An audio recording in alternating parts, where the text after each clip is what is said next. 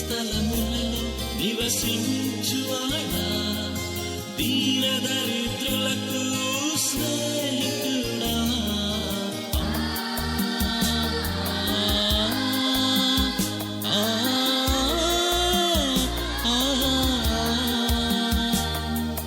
ఉన్నత స్థలములలో నివసించువాడా, దీన దరిద్రులకు స్నేహితుడా.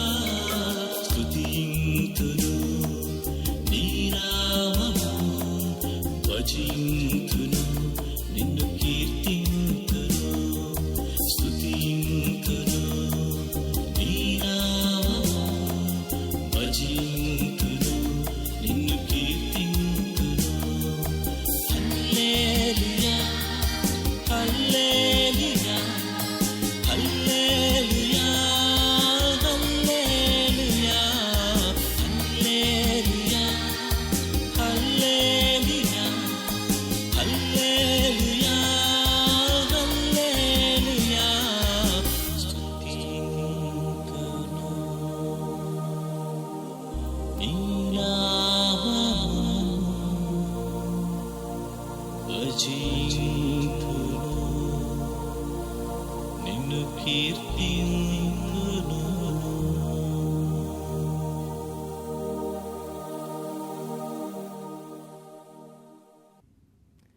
శాశ్వతమైన ప్రేమతో మనల్ని ప్రేమిస్తున్న ఆ యేసు ప్రభువారు మన కొరకు ఆయన యొక్క ప్రాణాన్ని శిలువ మీద అర్పించారు. దాని ద్వారా ఆయన నమ్మిన వారందరికీ కూడా ఉచితంగా రక్షణ ఇస్తున్నారు. ఆ ప్రభువారు అతి త్వరలో పరలోకం నుంచి రెండోసారి ఈ లోకానికి వచ్చి ఆయన నమ్మిన వారందరినీ కూడా పరలోకం తీసుకెళ్ళడానికి వస్తున్నారు. ఆ ప్రేమ గల యేసు ప్రభు నామం పేట మిమ్మల్ని అందరినీ కూడా ఈ యొక్క హోప్ ఇండియా ఛానల్లో మీకు లభ్యమవుతున్న ఆధ్యాత్మిక కార్యక్రమాలకు ఆహ్వానిస్తున్నాను. ప్రియ సోదరి సోదరులారా, మీరు మీ కుటుంబము మీ సంఘము దీవించబడుతూ ఈ కార్యక్రమాల ద్వారా ప్రభువులో బలపడుతున్నారని ఆశిస్తున్నాం. మనము అపోస్తుల కార్యముల గ్రంథం ధ్యానాలు చేస్తున్నాం. ఈ అపోస్తుల కార్యాల గ్రంథం ఈ ధ్యానాల ద్వారా మీరు ఆధ్యాత్మిక మేలు పొందుతున్నారని మేము నిరీక్షిస్తున్నాం. ప్రార్థన చేసుకుని ఈ దిన వాక్య ధ్యానంలో కొనసాగుదాం. ప్రార్థన. పరిశుద్ధుడా, ప్రేమ గల మా తండ్రి, మరి ఒకసారి మీకు వేలాది స్తోత్రాలు వందనాలు చెల్లిస్తున్నాం. ఈ కడవరి కాలంలో జీవిస్తున్నాం మేము ఈ అపోస్తుల కార్యాల గ్రంథం నుంచి అనేకమైన ఆధ్యాత్మిక పాఠాలు నేర్చుకొని మీ కుమారులుగా కుమార్తెలుగా మేము సిద్ధపడి మీరు రెండవసారి వచ్చినప్పుడు మీ రాజ్యంలో ఎత్తబడే ఆ జనాంగంలో ఉండే ధన్యత మాకు దయచేయండి. ఈ వాక్యాన్ని వీక్షిస్తున్న ప్రతి వ్యక్తిని వారి కుటుంబాన్ని ఆశీర్వదించండి. మీ కృపా సన్నిధి మాతో ఉంచి మీ ఆత్మతో మమ్మల్ని నింపి ఈ వాక్య ధ్యానాల్లో మీరే నడిపించవలసిందని యేసు ప్రభువు వారి పుణ్యమైన నామమును బట్టి ప్రార్థిస్తున్నాను తండ్రి, ఆమేన్. ప్రియ సోదరి సోదరులారా, మనం అపోస్తల కార్యాల గ్రంథం 2వ అధ్యాయాన్ని ధ్యానిస్తున్నాం. గత కార్యక్రమంలో వారు పెంతుకోస్తు పండగ దినాన్న పరిశుద్ధాత్మ వరాన్ని పొంది అన్య భాషల్లో మాట్లాడారు. యేసుప్రభువు ఉన్నంతకాలం కూడా పరిశుద్ధాత్మను వారు పొందలేకపోయారు. కారణం, వారు ఏక మనస్సులుగా లేరు. వారిలో వారికి చాలా విభేదాలు వచ్చేసాయి. యేసుప్రభు వెళ్ళిపోయిన తర్వాత విభేదాలన్నీ కూడా విడిచిపెట్టేసి వారికి ఒకే ఒక మనస్సు, ప్రభు సేవ జరిగించాలా, ఈ రక్షణ సువార్త, రాజ్య సువార్త సకల రాష్ట్రాలకి చాటించాలా, ప్రభు చెప్పింది మనం చేయాలా, యెరూషలేములో ప్రారంభించి బూదిగంతముల వరకు ఈ సువార్తని తీసుకువెళ్ళాలనే ఒకే ఒక ధ్యేయంతో పట్టుదల కలిగి ప్రార్థించారు. కనుకన వారు పరిశుద్ధాత్మ వరాన్ని పొందారు ఆ యొక్క పెంతుకోస్తు దినాన. ఈ దినాన్న మనము అన్య భాషల గురించి కొన్ని ఆధ్యాత్మిక సత్యాలు నేర్చుకోవాలి. కారణం, అనేక మార్లు క్రైస్తవ విశ్వాసులు మనల్ని అడుగుతున్నారు, ఏమని, మీరు పరిశుద్ధాత్మను పొందారా అని అడుగుతున్నారు. తప్పకుండా ఏ విశ్వాసి అయినా సరే మన జీవితాల్లో మనం ఒక్కసారి గమనించినట్లయితే, నన్ను కూడా ఈ యొక్క ప్రశ్న అనేక సార్లు అనేక మంది అడిగారు, పరిశుద్ధాత్మ పొందారా డాక్టర్ శరత్ బాబు గారు మీరు అని అడుగుతున్నారు.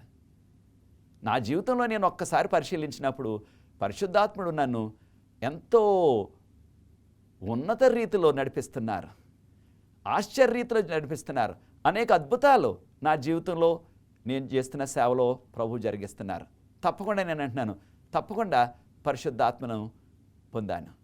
అయితే వారు వెంటనే అడిగే ప్రశ్న ఏంటంటే, మీరు అన్య భాషల్లో మాట్లాడతారా? మీరు అన్య భాషల్లో మాట్లాడతారా?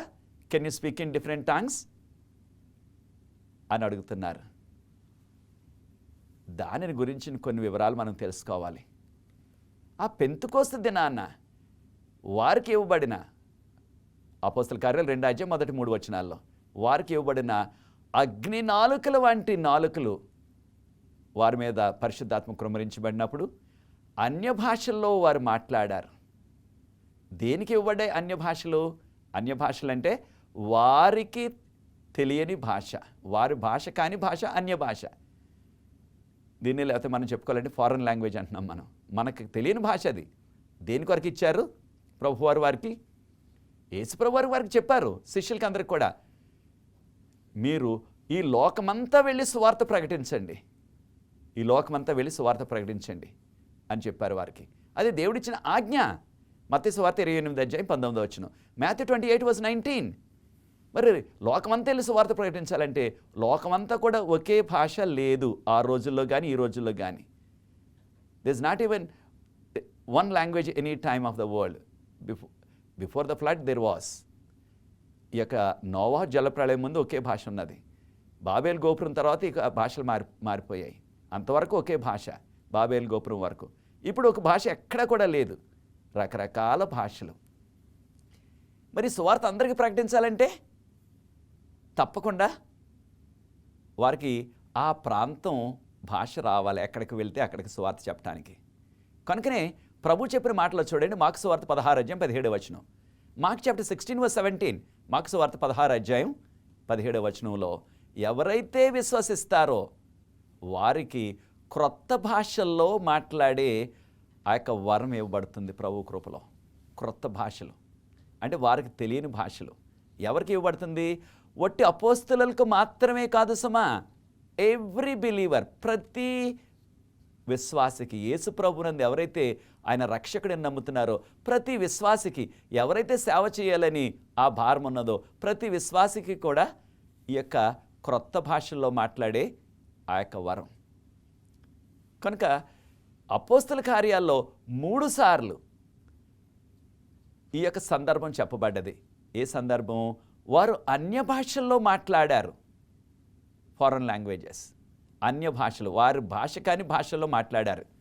ఇది అపోస్తల కార్యాలు 2 జరిగింది. అదే రీతిగా అపోస్తల కార్యాలు 10 44 నుంచి 46 వరకు. అదే రీతిగా అపోస్తల కార్యాలు 19:6 ఈ 3 సంఘటనలో కూడా వారు అన్య భాషల్లో మాట్లాడారు. దేని కొరకు ఈ యొక్క అన్య భాషలు ఇవ్వబడ్డాయి? దేని కొరకు ప్రభు అన్య భాషలు ఇచ్చారు, లేకపోతే ఆ యొక్క క్రొత్త భాషను వారికి ఇచ్చారు అంటే, యెరూషలేములో ఆ దినాన పెంతెకోస్తు పండుగ కనుక వారికి ఒక నియమం పెట్టారు ప్రభు. ఎవరైనా సరే, యూదుడు ఎక్కడున్నా సరే లోకంలో, వారు తప్పకుండా పెంతెకోస్తు పండుగ దినాన యెరూషలేముకి రావాలి. పురుషులు, ప్రాముఖ్యంగా పురుషులందరూ కూడా 20 సంవత్సరాల నుంచి 60 సంవత్సరాల మధ్య వయసున్న వారందరూ కూడా రావాలి. అది దేవుని నిబంధన. కనుక తప్పకుండా వచ్చేవారు వారు. ఆ రోజున కనీసం 15 ఇతర భాషల వారు, లేకపోతే 15 రకాల భాషలు మాట్లాడే యూదులు వచ్చారు అక్కడికి. వీరిలో చాలామంది ఆ యొక్క యెరూషలేములో పుట్టి పెరిగిన వారు కాదు. రకరకాల ప్రాంతాల్లో వారి తల్లిదండ్రులు, వారి తాతలు వెళ్ళిపోయారు, అక్కడ వలస వెళ్ళిపోయారు, అక్కడ వ్యాపారానికో వ్యవసాయానికో.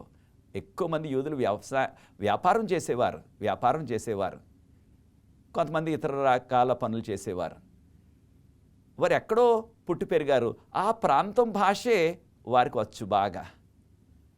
అలాంటి వారు 15 రకాల భాషల వారు ఉన్నారు.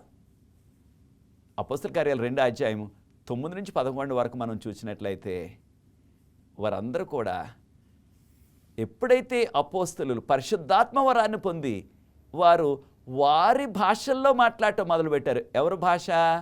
అక్కడ ఈ పండగకు వచ్చిన ఆ ప్రాంతం వారు, ఉదాహరణకు ఈజిప్ట్ నుంచి వచ్చిన వారు ఈజిప్ట్ భాష, లేకపోయినట్లయితే గ్రీస్ దేశం నుంచి వచ్చిన వారు గ్రీక్ భాష, ఉదాహరణకు మన ఉత్తర భారతదేశం నుంచి వెళ్తే హిందీ భాష.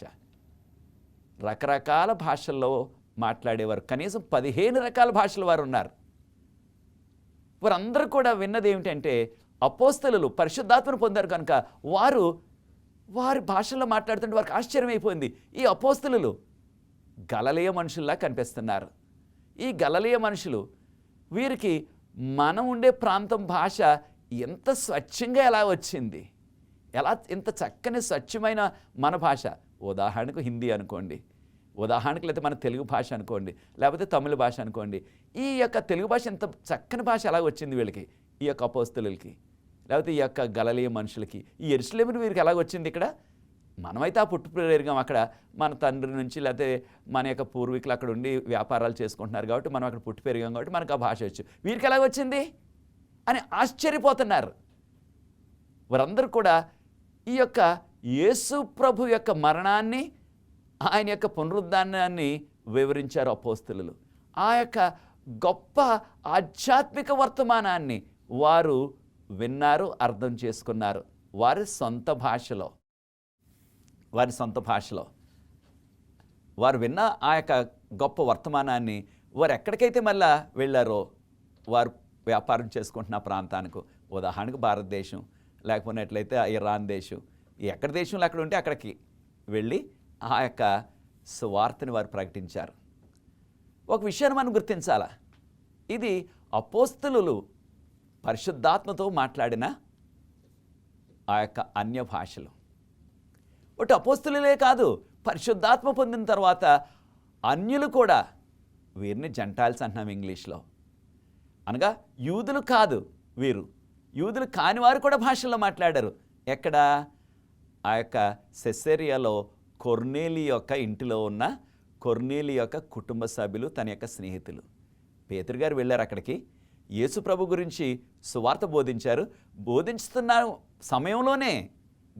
సమయంలోనే వారు ఎప్పుడైతే యేసు ప్రభువుని రక్షకుడని అంగీకరించారో అన్యులు, కారణం కొర్నేలి రోమీయుడు, కొర్నేలి సొంత చుట్టాలు చాలామంది రోమీయులే, తన యొక్క ఇంట్లో దాసదాసీలుగా పనిచేసేవారు అన్యులు. వారందరూ కూడా అన్య భాషల్లో ఏ విధంగా పెంతుకోస్తు దినాన్న అన్య భాషల్లో అపోస్తలులు మాట్లాడారో అదే రీతిగా అన్య భాషలో మాట్లాడటం మొదలుపెట్టారు.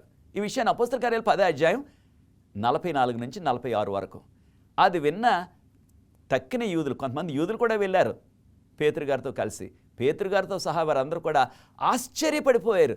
అన్యులు వీరు అన్య భాషలు ఎలా మాట్లాడుతున్నారు, మనం ఎలాగ మాట్లాడామో పెంతుకోస్తు దినాన్న అలాగే మాట్లాడుతున్నారు వీరు కూడా అని ఆశ్చర్యపోయారు. మరొక సంఘటన ఎఫెసీ పట్టణంలో జరిగింది. పౌలు గారు వెళ్ళి ఆయన బాప్తిసం గురించి చెప్పారు. మీరు బాప్తిసం తీసుకున్నారంటే తీసుకున్నామండి అన్నారు వారు. మరి ఎవరిచ్చారు బాప్తిసం అంటే, మేము యోహాను బాప్తిసం తీసుకున్నాం, బాప్తిసం ఇచ్చి యోహాను బాప్తిసం తీసుకున్నామన్నారు. అప్పుడు పౌలు గారు అడిగారు, మీరు పరిశుద్ధాత్మను పొందారా? ఆ పరిశుద్ధాత్మ అని మాటే వినలేదండి మేము అన్నారు. అప్పుడు పౌలు గారు మరలా బాప్తిసం ఇచ్చేవారికి వారి మీద చేతులుంచి ప్రార్థించగా వారందరూ కూడా పరిశుద్ధాత్మను పొంది వారు కూడా అన్య భాషల్లో మాట్లాడారు. ఈ యొక్క 3 సందర్భాల్లో వీరు అన్య భాషలు అనగా ఫారెన్ లాంగ్వేజెస్లో మాట్లాడినట్లుగా మనకు వివరణ ఉన్నది. ఇది పరిశుద్ధాత్మని యొక్క వరము. దేనికి ఇచ్చారు పరిశుద్ధాత్మ వరము? అన్య భాషల్లో మాట్లాడుకుని లేకపోతే ఫారెన్ లాంగ్వేజెస్లో మాట్లాడటానికి.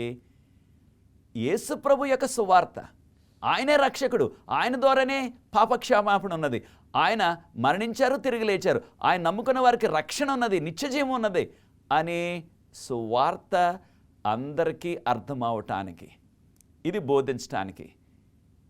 ఉదాహరణకు పేతురు గారు అనేక ప్రాంతాలకు వెళ్ళారు.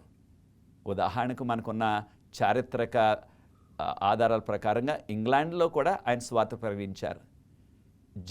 ఆయన ఫ్రాన్స్లో సువార్త ప్రకటించారు. జర్మనీలో కొన్ని ప్రాంతాల్లో సువార్త ప్రకటించారు. రోమా పట్టణంలో సువార్త ప్రకటించారు. మరి ఆ ప్రాంతాలన్నింటిలో కూడా పేతురు గారి యొక్క మాతృభాష మాట్లాడేవారు లేరు. ఆ ప్రాంతంలో ఉన్న భాష మరి పేతురు గారికి ఎలాగొచ్చి లేకపోయినట్లయితే పేతురు గారు చెప్తున్నది ఆ ప్రాంతంలో ఉన్న ఆ యొక్క ప్రజలకు, ఆ లోకల్ పీపుల్కి ఆ లోకల్ లాంగ్వేజ్ మరి ఎలాగ అర్థమవుతుంది? తప్పకుండా పరిశుద్ధాత్మ ఈ యొక్క గిఫ్ట్ ఆఫ్ టంగ్స్, పరిశుద్ధాత్మ ఈ యొక్క వరం ద్వారా, ఏ వరము? భాషలు, అన్య భాషల ద్వారా ఈ సువార్త అందరికీ అందటానికి, వారు రక్షించబడటానికి ప్రభు ఇచ్చిన ఒక ప్రత్యేకమైన పథకం ఇది. కనుక ప్రియ సోదరి సోదరులారా, ఈనాడు చాలామంది దీన్ని దుర్వినియోగపరుస్తున్నారు. ఒక విషయాన్ని అర్థం చేసుకోవాలా. 1 కొరింథీయులు 14:28 1 కొరింథీయులకు రాసిన పత్రిక 14:28 1 కొరింథియన్స్ చాప్టర్ 14:28 పౌలు గారు ఇచ్చిన హెచ్చరిక ఏంటంటే, కొరింథీ సంఘంలో ఎవరైనా సరే ఒక అన్య భాష, ఒక ఫారెన్ లాంగ్వేజ్, ఒక తెలియని భాష మాట్లాడుతుంటే దానికి తర్జుమా చేసేవారు లేకపోయినట్లయితే మీరు దానిని మాట్లాడవద్దు. ఖచ్చితంగా చెప్పేశారు ఖండించి. ప్రజలకే అర్థం అవ్వకపోయినట్లయితే అది మీరు మాట్లాడవద్దు. దానికి ఎవరైనా అర్థం చెప్పేవారు అంటే, దానికి తర్జుమా చేసేవారు ఉంటేనే మాట్లాడండి, లేకపోతే మాట్లాడవద్దు అని చెప్పేశారు. ఇంకా కూడా ఏం చెప్పారు పౌలు గారు? మీరు ప్రజలకు అర్థమయ్యే భాషలో 5 మాటలు చెప్తే సరిపోతుంది. అది ఎంతో వారికి అర్థవంతంగా ఉంటుంది. ప్రజలకు అర్థమైన భాషలో, ప్రజలకు తెలియని భాష మీరు 10,000 మాటలు మాట్లాడినప్పటికీ అది ఎవరికి ఉపయోగం? అది వ్యర్థం. కాబట్టి ప్రజలకు తెలియని భాషలో మీరు మాట్లాడవద్దు అని ఖండించి చెప్పారు. 1 కొరింథీ 14:19 1 కొరింథియన్స్ చాప్టర్ 14:19 కనుక ప్రజలకు అర్థమయ్యే భాషలోనే మాట్లాడాలి మనం. ప్రజలకు అర్థం అవ్వకపోయినట్లయితే దానికి భాషకి తర్జుమా చేసేవారు లేకపోతే చెప్పొద్దు, మీరు అసలే ఊరకుండండి, అంతే, మాట్లాడొద్దు మీరని పౌలు గారు హెచ్చరించారు. కనుక ప్రియ సోదరి సోదరులారా, ఈ కొరింథీ సంఘంలో ఈ సమస్య వచ్చి పట్టుకుంది. ఏది? చాలామంది పరిశుద్ధాత్మ వచ్చినట్లుగా వారు నటిస్తూ, ఆ విధంగా చేసినట్లయితే మనకి ఎక్కువ పలుకుబడి ఉంటుంది, ఎక్కువ మంది మనల్ని మెచ్చుకుంటారు, లేకపోతే మన యొక్క పలుకుబడి పెరుగుతుంది సమాజంలో అనుకుని పరిశుద్ధాత్మ వచ్చినట్లుగా వారు నటించారు. రకరకాల భాషలో మాట్లాడటం మొదలుపెట్టారు. పౌలు గారు అన్నారు, అది చేయవద్దు, అది చేయవద్దు. కారణం ఏంటంటే అది సంఘానికి ఉపయోగకరంగా ఉండాలా, అక్కడ కూర్చున్న విశ్వాసులకి ఉపయోగకరంగా ఉండాలా. ఒకవేళ అలాగ లేకపోయినట్లయితే అది మీరు చేయకూడదు. ఉదాహరణకు 1 తిమోతి 6:20 1 తిమోతి చాప్టర్ 6:20 పౌలు గారు ఇచ్చిన హెచ్చరిక ఏంటంటే, మీరు ప్రజలకి అర్థమవునా అంటే ప్రజలకు అర్థం అవ్వకుండా ఉన్న మాటలు, శబ్దాలు చెయ్యవద్దు. అర్థం కాని భాష వ్యర్థం. ప్రజలకు అర్థం కాకపోతే వ్యర్థం. దానిని వలన ఎవరు కూడా ఆధ్యాత్మిక మేలు పొందరు. దానివల్ల ప్రజలు అవిశ్వాసులు అయిపోతారు. ఎక్కడికి వెళ్ళాను, అక్కడ అంతా గోలే, కేకలే, బొబ్బలే తప్ప ఇంకేమీ లేదు. ఎందుకు వచ్చింది, అనవసరంగా వెళ్ళాను ఆరాధనకి అనుకుంటున్నారు. చాలా చోట్ల ఈనాడు జరుగుతున్నది అదే. అదేంటంటే చాలామంది అనుకుంటున్నారు ఇది పరలోకపు భాష అనుకుంటున్నారు. భాషల్లో రకరకాల మాటలు మాట్లాడటం. కానీ అపోస్తులు మాట్లాడింది పరలోకపు భాష కాదు, మానవులు అర్థమైంది. వారందరూ అక్కడ కూర్చున్నారు, వారికి అర్థమైంది. వారు అర్థం చేసుకుని ఆ యొక్క సువార్తని ఇతరులకు కూడా అందించారు. కనుక ప్రియ సోదరి సోదరుడా, మనం చేయవలసింది ఏంటంటే, ఇది మనం ఎప్పుడైనా ప్రార్థన చేస్తుంటే, ఎవరైనా ప్రార్థన చేస్తుంటే, ఆ ప్రార్థన వారు చేస్తున్న భాష మనకు అర్థమైపోయినట్లయితే, అప్పుడు ఆ ప్రార్థన అయిపోయిన తర్వాత అందరూ ఏకీభించి ఆమెన్ అని అనగలరా? అంటానికి మనకు ఆ భాష తెలియదు కదా. కాబట్టి నువ్వు ప్రార్థనలో కూడా ప్రజలకి అర్థమైన భాష వాడవద్దు అని ఖండించి పౌలు గారు చెప్పారు. 1 కొరింథీ 14:15 1 కొరింథీ చాప్టర్ 14:15 అయితే ప్రియ సోదరి సోదరుడా, మన జీవితాల్లో ఒక్కసారి చూద్దాం. అదేమిటి? యేసు ప్రభు వారి జీవితం చూడండి. ఆయన కడుపులో పడినప్పటి నుంచి, అనగా తన యొక్క తల్లి అయిన మరియ గర్భంలో ధరించినప్పటి నుంచి కూడా పరిశుద్ధాత్మ శక్తితో ఆమె గర్భం ధరించినట్లుగా లూకాసు వార్తలో మనకు 1వ అధ్యాయం 34-35 ఆవిడ గర్భం దాల్చడమే పరిశుద్ధాత్మ శక్తితో. యేసుప్రభు జీవితం అంతా కూడా పరిశుద్ధాత్మ శక్తితో నడిచింది. ఎప్పుడైనా ఆయన అన్య భాషల్లో మాట్లాడారా? మాట్లాడలేదు. మనకు దాఖలాలు లేవు బైబిల్లో ఆయన అన్య భాషలో మాట్లాడినట్లుగా. అదే రీతిగా బాప్తీసం ఇచ్చి యోహాను, జాన్ ద బ్యాప్టిస్ట్, ఆయన కూడా పరిశుద్ధాత్మ శక్తితో ఆయన తల్లి గర్భం ధరించారు. ఆయన పరిశుద్ధాత్మ శక్తితో నింపబడ్డారు. ఆయన జీవితకాలం అంతా కూడా పరిశుద్ధాత్మ శక్తితో నడిపింపబడ్డారు. ఎప్పుడైనా బాప్తీసం ఇచ్చి యోహాను గారు భాషల్లో, అన్య భాషల్లో మాట్లాడారా? లేదు. ప్రియ సోదరి సోదరులారా, చాలామంది అన్య భాషల్లో మాట్లాడితే మనకి పరిశుద్ధాత్మ వచ్చిందని ప్రజలు గుర్తిస్తారన్నట్లుగా చాలామంది అనుకుంటున్నారు. దీనిని ఒక టెక్నికల్ మాట ఉంది ఈ రోజుల్లో అన్య భాషలో మాట్లాడడానికి. ఏమంటారంటే గ్లోసోలాలియా. గ్లోసోలాలియా అంటే ఇది ఒక భాష కాదు సుమా, వారు చేస్తున్న రకరకాల సౌండ్లు అంతే. సౌండ్లే తప్ప ఇక ఏమీ కూడా లేదు. మీరు ఎప్పుడైనా సరే ఎక్కడైనా ఆరాధనలో లేకపోతే ఎక్కడైనా ఇలాంటి భాషలు మాట్లాడేవారు మాట్లాడుతున్నప్పుడు రికార్డ్ చేసి చూడండి వారు మాట్లాడే మాటలు కాసేపు, తర్వాత వినండి. ఆ యొక్క మాటల్ని మీరు వింటే ఆ మాటలు ఒకే మాటల్ని మరలా వారు తరచుగా రిపీట్ చేస్తున్నారు వాళ్ళు. లేకపోతే ఇక్కడ మాట్లాడిన వారి యొక్క భాషలు రికార్డ్ చేయండి, తర్వాత ఇంకొక చోట ఎక్కడైనా మాట్లాడేవారు ఇంకొక సంఘంలో చూడండి. వారు వీరు దాదాపుగా కాపీ కొట్టినట్లుగా ఒకే మాటలు మాట్లాడుతున్నారు. కొన్నిసార్లు అంటారు ఏమని, రాబా అంటున్నారు. అంటే ఆ యొక్క మాటలు ఎవరు చెప్పినప్పటికీ దాదాపు ఒకలాగే ఉంటున్నాయి వారు మాట్లాడే ఆ సౌండ్. అంటే ఇది నిజంగా పరిశుద్ధాత్మ పంపించినట్లయితే అన్ని వర్తమానాలకి లేకపోతే అన్ని ప్రాంతాలకి అన్ని వర్తమానాలకి ఒకే సౌండ్ ఉంటుందా? జరగదు. కారణం ఒకే సందర్భానికి ఒక్కొక్క వర్తమానం ఇవ్వాలి. అయినప్పటికీ ప్రజలకి అర్థమైన భాషలో ఇవ్వాల్సిన పరిస్థితి దేవుడు ఎప్పుడు కూడా పెట్టలేదు. ప్రజలకు అర్థమయ్యే భాషలోనే ఇచ్చారు. కనుక ఇప్పుడు జరుగుతున్నది భాషల పేరుతో చాలా తికమక తెచ్చిపెట్టేశాడు సాతాను. కొన్ని సంఘాల్లో మీరు చూస్తున్నారు, ఒకరు భాషల్లో మాట్లాడతారు, మరి ఒకరు తర్జుమా చేస్తున్నారు. అయితే ఆ భాషలో మాట్లాడేవారు 2 నిమిషాలు చెప్తే దాన్ని తర్జుమా చేసేవారు 10 నిమిషాలు చెప్తున్నారు ఏకంగా దానికి తర్జుమా. అంటే ఎంతో మధ్యలో కల్పించేస్తున్నారు. ప్రియ సోదరి సోదరులారా, ఒక విషయాన్ని మనం నేర్చుకోవాలా. అదేమిటంటే మన జీవితాల్లో ఈ యొక్క భాషలు మాట్లాడటం దేని కొరకు ఇచ్చారు? ఆదిమ సంఘంలో ఈ వర్తమానం అందరికి అందటానికి. ఒకవేళ ఒక క్రొత్త ప్రాంతంలో మీరు వెళ్ళి అక్కడ సువార్త చేస్తుంటే ఆ లోకల్ భాష మీకు రాకపోయినట్లయితే ఆ ప్రాంతీయ భాష తప్పకుండా ప్రభు మిమ్మల్ని వాడుకుంటారు. అంతేగాని అందరూ ఉన్నప్పుడే అందరికీ తెలిసిన భాష ఉండగానే మళ్ళీ క్రొత్త భాషతో మాట్లాడి ఇది పరలోకపు భాష, నాకు పరిశుద్ధాత్మ ఉందని చాలామంది ఈ విధంగా నమ్ముతున్నారు. ప్రియ సోదరి సోదరుడా, ఒక విషయాన్ని మనం గుర్తించాలా. ఒక్కసారి దీని చరిత్రను కాస్త ఎలా వచ్చాయి ఈ భాషను మాట్లాడేదని చూసినట్లయితే, ఓడు అనే ఒక తెగ వెస్ట్ ఇండీస్లో ఉన్నారు. వారు ఒక కోడిని ఒక మేకను రక్తం బలి అర్పించి వారి యొక్క దేవతలకి దేవుడికి వారు ఏం చేసేవారంటే ఈ అన్య భాషల్లో మాట్లాడుతూ ఉండేవారు.